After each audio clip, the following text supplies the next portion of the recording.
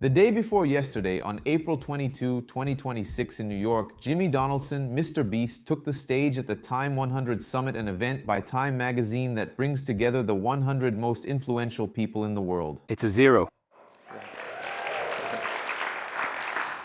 And then he starts talking about how his company grew, how he brought in more experienced people to handle everything there, and how he recognizes that he's not exactly the right person, let's say, to define the culture of a company with 750 employees. Well, but when he was on that stage, something was happening behind the scenes. A former executive from his company, Beast Industries, which is actually the company behind everything MrBeast does, had just filed a federal lawsuit in North Carolina. If the talent wants to smear crap on the wall, let them. Things got worse when I became unhappy. And this former executive is Brazilian. A Brazilian woman who left Instagram and, let's say, entered the heart of the biggest content machine on YouTube. She rose quickly, and now she's saying in court that what she experienced in there was a nightmare. The content of this lawsuit paints a very different picture from what MrBeast was selling, let's say, back on that stage. Marcos Campos, and today we're going to open up this case that shook the world of content creators. What does this former employee claim was happening inside Beast Industries? Why was she fired less than 3 weeks after returning from maternity leave? And what does an alleged internal manual from there, called the MrBeast Bible, reveal about the real culture behind the $1 million videos? Well, if you want to understand everything that's going on with this expose about MrBeast, Beast, stick around, like, comment, even an emoji, and join as a member if possible. let me tell you something real quick that has a lot to do with this video.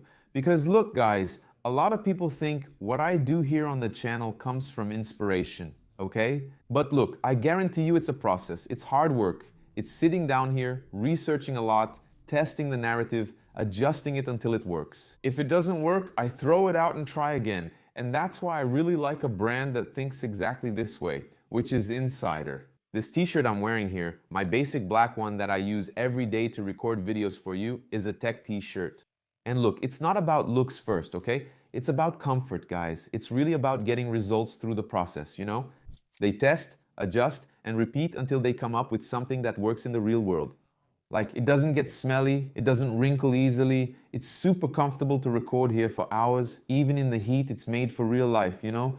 And that makes all the difference for me. Because at the end of the day, you can tell when there's a method behind it. By the way, it's already their anniversary month, okay? 9 years, and look, I think it's been about 3 years that I've been in this partnership, huh? We've been together for a third of it, Insider. Now this month, you get freebies that get better, okay? I'll leave it here on the screen for you. As you add more to your cart, the gift gets better. And if you want to take advantage of all these benefits, just click the link I'll leave in the pinned comment, which will take you straight to the Insider website. Deal? Message delivered. Let's get to the facts. We need to talk about an empire here. For those who don't know, and I think it's almost impossible not to know, MrBeast is the biggest individual YouTuber in the world. His real name is Jimmy Donaldson. As I said, he's 27 years old and lives in Greenville, North Carolina. His main channel has over 480 million subscribers, guys. Do you have any idea what that means, guys? I'm struggling to reach 1 million, but I want 480 million. Just for comparison's sake, that's more than the population of the United States. But MrBeast isn't just a YouTube channel, okay? He built a whole conglomerate. There's Feastables, which is their chocolate and snack brand, right? He also bought Step, which is a digital banking app aimed at teenagers. There's Beast Games, which is a reality show on Amazon Prime Video that's already in its 2nd season, by the way. And all of this operates under a company called Beast Industries, which today employs more than 700 people. It's a gigantic operation with a monthly budget of hundreds of thousands of dollars just for content production, okay? Up until now, MrBeast's public image was basically that of a guy who gives money to everyone, a philanthropist, approachable, the internet's buddy, you know? MrBeast co-founded Team Trees, which planted over 24 million trees. He launched Team Seas, which has already raised over $300 million to clean up the oceans. In 2025, he created Team Water, raising over $40 million to provide clean water. And look, that's a philanthropic track record that's hard to beat, and honestly, you have to applaud it, okay?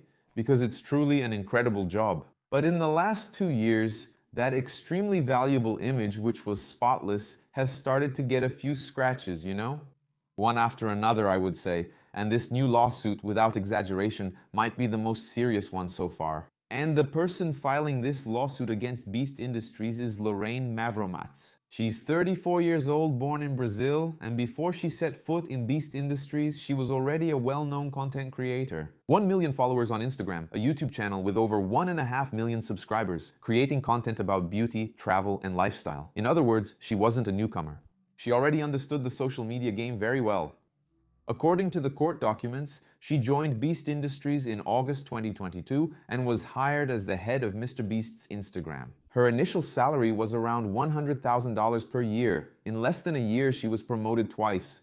First to head of creative, then to a director position in the verticals division. According to her, it was an executive position with 20 employees reporting to her and a monthly budget of almost $500,000. The salary in that position reached $250,000 a year, and all these numbers, guys, are estimates, right? They're reported, but whether that's exactly it, we don't know. According to the lawsuit, in May 2025, the company called her to help with a recording with Neymar here in Brazil. Lorraine volunteered to go, arguing that it would be valuable to have a Brazilian citizen on site to help the team produce the content and so on. In other words, the company knew the value she brought to the productions, and even so, according to the lawsuit, everything she had built within Beast Industries was destroyed after she spoke up to complain. So, looking at it today, we're talking about someone who climbed up in the company, was moving up the ranks, advancing in her career, earning well, and by the numbers, was valued within the company. So you must be wondering, right? But what the heck happened then? The lawsuit was filed in the Federal Court of the Eastern District of North Carolina as of yesterday, April 22, 2026, while MrBeast was on stage at the Time Summit or something like that. The defendants are two companies, MrBeast YouTube LLC and also Game Changer 247 LLC. Jimmy Donaldson personally is not personally a defendant, okay? But he is mentioned several times in the case files. The allegations are divided into three categories: sexual harassment, pregnancy discrimination, and retaliation. According to Lorraine, Beast Industries was what she calls a boys' club. A boys' club, a male-dominated work environment where women were systematically belittled. She claims she was told to shut up in meetings, excluded from gatherings that were exclusively male, and that comments about the appearance of female employees were common and ignored. The most serious accusation involves James Warren, who is a cousin of Jimmy Donaldson and at the time CEO of Beast Industries. According to the lawsuit, Warren demanded that Lorraine have one-on-one meetings at his house, and during these meetings, he would make comments about how she looked in the clothes she wore. When Lorraine complained that a company client was hitting on her, the response she claims to have received was that she should feel honored by the attention. And there's more. According to the lawsuit, when Lorraine asked Warren why Jimmy avoided making eye contact with her, the answer she says she heard was this: that Jimmy felt awkward around beautiful women and that when she was around and he went to the bathroom, he wasn't exactly going to the bathroom. And an important detail here, Beast Industries specifically contested this allegation, saying it was fabricated to generate headlines. The company attributed the bathroom visits to Crohn's disease, which Donald supposedly has, an intestinal condition that he has even publicly stated he has. But the allegations don't stop with Warren the cousin. Lorraine also says that MrBeast himself would belittle her in meetings, and that the way women were treated by the male leadership of the company was something she calls systemic, not isolated. According to her, the complaint process within the company was practically non-existent in 2023. There was no clear channel to report harassment or discrimination. And here comes a detail that connects this case with another controversy. The lawsuit claims that the male executives at the company laughed and made jokes about female participants of Beast Games who complained about not having access to sanitary pads and clean underwear during the show's filming. Complaints about conditions during Beast Games filming have surfaced before. There's an ongoing class action lawsuit filed by former participants, which we'll talk about in a moment. But first, we need to talk about Lorraine's lawsuit, which is about pregnancy discrimination. This might be the most impactful part of the case from her perspective. Lorraine claims that Beast Industries didn't actually have a clear maternity leave policy, at least at the time she worked there, and that the company culture pressured employees to work without any limits on hours. To explain the pressure and discrimination and how the company pressured employees, I need to discuss a document mentioned repeatedly in the lawsuit. An internal 36-page manual called How to Succeed in MrBeast Production. That manual, let's say, which some employees nicknamed the MrBeast Bible, was handed out to everyone who joined the company. According to the records, the manual had sections like, it's okay for the boys to be childish and the number of hours you work is irrelevant. There was also, according to the lawsuit, a phrase that said, no doesn't mean no, referring to creative persistence according to the company. But Lorraine claims that it created an environment there where refusing tasks was seen as weakness. And there were also instructions saying that if someone from the creative team wanted, for example, to draw a penis on the whiteboard during the recording of a video, the others should let them.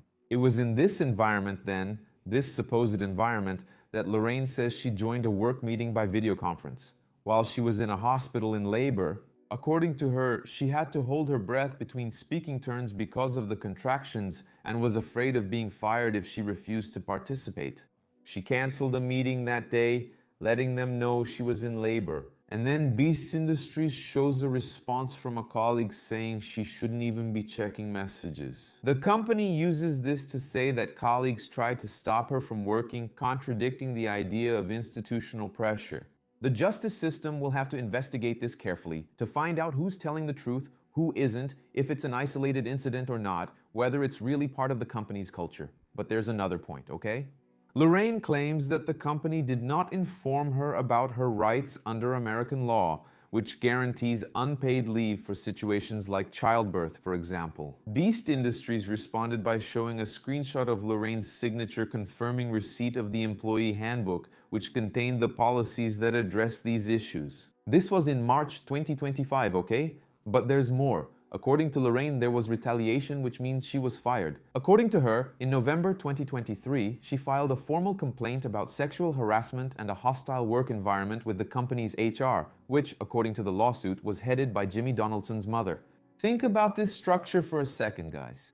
The person responsible for receiving workplace complaints is the owner's mother. For anyone working in a company like that, this obviously creates a conflict of interest, doesn't it?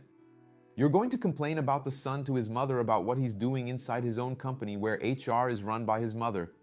It's kind of a messed up, confusing situation, but that's how it is. At least that's what it seems, right? The answer she claims to have received was that the complaints were unfounded. And right after that, she says she was demoted, transferred to a position as social media and merch store manager for MrBeast, which is a position that the employees themselves call the division where careers go to die. And then comes the part about the leave. Lorraine went on maternity leave. According to the lawsuit, even during her leave, she did substantial and continuous work for 8 weeks, afraid of retaliation if she didn't. 2 weeks after coming back from what was supposed to be a maternity break, my maternity break, I was fired. And the reason was, and I quote, "You're too high caliber for this position. We need someone of a lower caliber." Now try to make sense of that and let it sink in. They said she was overqualified for the position they had put her in. That makes it a bit confusing to understand, right? Because you get demoted because you're complaining, then you get fired because you're too good for the position they put you in because you complained.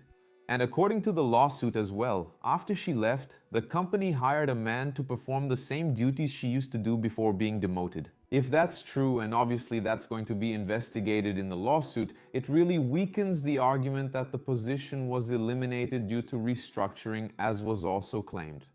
Beast Industries says that Lorraine's position was eliminated as part of an internal restructuring carried out by the new head of e-commerce, and that several positions were cut, not just hers. Well, about all this, just to sum it up, Beast Industries' response was pretty forceful, okay?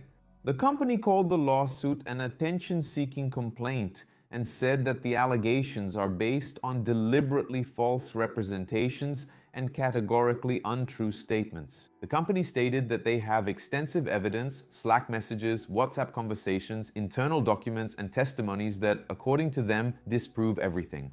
The company also attacked the part about Donaldson's health condition. The company says it's disgusting that this lawsuit is exploiting MrBeast's Crohn's disease, right? Also an eye condition that he has, which according to them are both public just to generate headlines and try to get millions of dollars. And so guys, looking at it, to be honest, the thing is extremely famous, right? When you look at MrBeast, of course, in front of the camera, nobody really knows what he's like behind the scenes except for the people who actually know him, right? But man, it's an environment where I believe a lot of leeches show up. For God's sake, I'm not saying that's the case with Lorraine, okay? But looking at the company's argument, I believe they must really go through this several times. That's why I say we need to wait, since the American justice system will have to investigate, even if only a third is true, right? This issue of demotion, kind of psychological aggression, right? Belittling and so on. There's a scar, a grotesque stain, right? Well, a spokesperson for the ACO, James Warren, said that the most serious allegation against him was fabricated solely for the purpose of generating the same kind of repercussion. Warren was the cousin, right? I remember he was CEO. And according to industry sources, Lorraine's representatives allegedly approached Beast Industries before the lawsuit seeking a multi-million-dollar financial settlement. And what does that mean?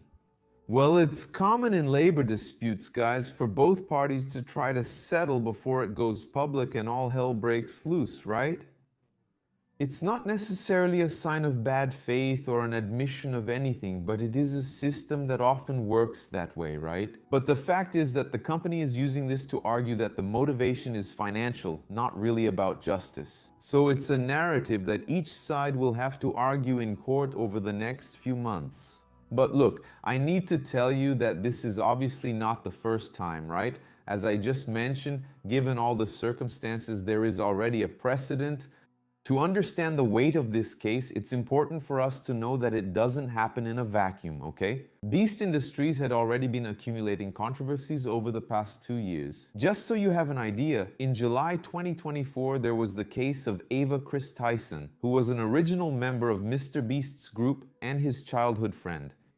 Accusations that she had inappropriate online interactions with a minor blew up on social media around that time. MrBeast then publicly cut ties, saying he was disgusted. He hired an independent law firm to investigate everything. In November 2024, after reviewing hundreds of millions of documents and interviewing several people, the firm concluded that the grooming allegations, let's say, were unfounded.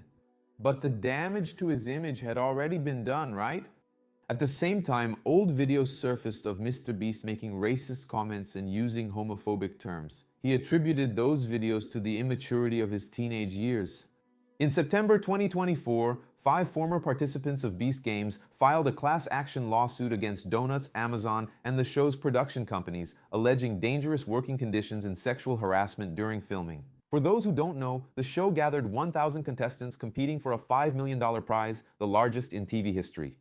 According to the participants' lawsuit, the conditions included situations that even allegedly sent some people to the hospital. And the accusation that female participants didn't have access to sanitary pads or clean underwear comes from that same time, okay? And that lawsuit is still ongoing, just so you know. But despite that, Beast Games was still renewed for a second season, which aired now at the beginning of 2026. Quick side note to discuss the crisis, right? That's when those videos came out where MrBeast was supposedly making prejudiced remarks and so on. For those who don't remember, Chris went through a transition process, right? If you watch the older seasons of MrBeast, you'll see that Chris appears as a man. And then she went through a gender transition and became Chris. That's when these rumors supposedly started and she disappeared from the show anyway. And after all these controversies, MrBeast promised changes, okay? He supposedly changed some internal structure of the company. According to reports, the Associated Press had access to materials saying that it was necessary to create a culture where everyone felt safe. He also promised to hire an HR director, a financial director, a general counsel, sensitivity training for the whole company. The company even recently hired an outside law firm to conduct an independent audit of the workplace culture, interviewing current and former employees. So I was thinking about all this, guys. I don't know how MrBeast rose to fame, but I assume it was meteoric, right? Like success came really fast, a lot of money, And for you to structure all of that, sometimes it feels like it's done kind of, I don't know, with that among friends kind of culture, you know, like a garage startup.